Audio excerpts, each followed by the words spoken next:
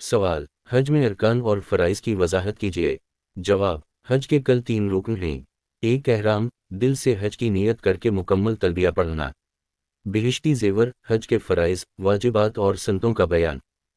दूसरा वुकूफ़ अरफ़ा, 9वें ज़िलहिज्जा को ज़वाले आफ़ताब के बाद से लेकर 10वें ज़िलहिज्जा की सुबह सादिक के दरमियान मैदान अरफ़ात में ठहरना, चाहे कुछ ही देर के लिए ठहरे। ये रुकने आज़म है, अगर किसी ने वक़ूफ़ अरफ़ा ना किया, इसका हज ही नहीं होगा, चाहे दम ही क्यों ना दे दे।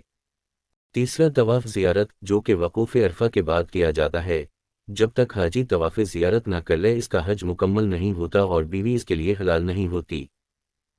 इसका वजूबी वक्त 10वें ज़िलहिज्जा के सूरज तुलू होने से लेकर 12वीं ज़ुल्हिज्जा का सूरज गुरूब होने तक है। वक्त मुक़र्ररा के दौरान तवाफ़ न करने की सूरत में दम लाजिम होता है।